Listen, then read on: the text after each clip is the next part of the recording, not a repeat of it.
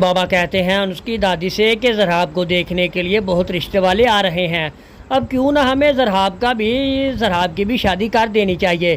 تو آگے سے زرہاب کی دادی کہتی ہے کہ بیٹا پہلے بڑی بیٹی کی شادی تو کر لو، پھر زرہاب کا بھی دیکھ لیں گے۔ اور دوسری طرف جو زرہاب کی دادی ہوتی ہے وہ زرہاب کو اپنے پاس بلاتی ہے اور کہتی ہے کہ زرہاب بیٹا اگر تم مجھ سے میرے دل کی بات پوچھو تو میں بتاؤں تمہیں۔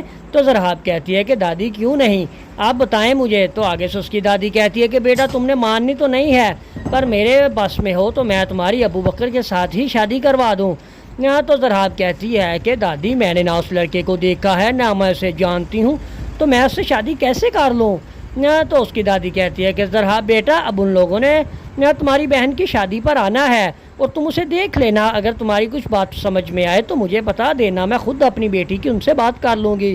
اور ابو بکر لوگ آ جاتے ہیں، ابو بکر لون میں بیٹھ کر قرآن پڑھ رہا ہوتا ہے تو زرہاب اسے کمرے سے نکال دیتی ہے، کہتی ہے کہ پلیز انکل اس کمرے سے باہر چلے جائیں۔ تو ابو بکر مسکراتے ہوئے کمرے سے باہر چلے جاتا ہے۔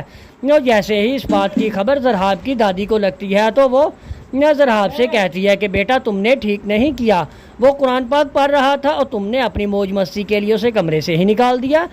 تو زرہاب کہتی ہے کہ دادی جان ہم نے تو انہیں یہی کہا کہ انکل کمرے سے چلے جائیں۔ تو اس کی دادی کہتی ہے کہ کیا وہ دیکھنے میں آپ کو انکل لگتے ہیں، وہ تو اتنا پیارا لڑکا ہے اور اس نے آپ کو کچھ کہا ہی نہیں، آپ اب سب لوگ اس کا مذاق بنا رہے ہو۔ تو زرہاب کہتی ہے کہ نہیں نہیں دادی ایسی کوئی بات نہیں ہے۔ زرہاب کو ابو بکر پر غصہ آ جاتا ہے اور باہر جا کر ابو بکر سے لڑنا شروع کر دیتی ہے اور ابو بکر سے کہتی ہے کہ ابو بکر کیا تم میری دادی کے اتنے ہی پیارے ہو؟ تو ابو بکر کہتا ہے کہ یہ پیار نہیں، یہ تو بس ان کا ہمارے لیے احساس اور محبت ہے جو کہ آپ میں تو مجھے نظر ہی نہیں آئی، آپ کو تو بس ناچ گانے کی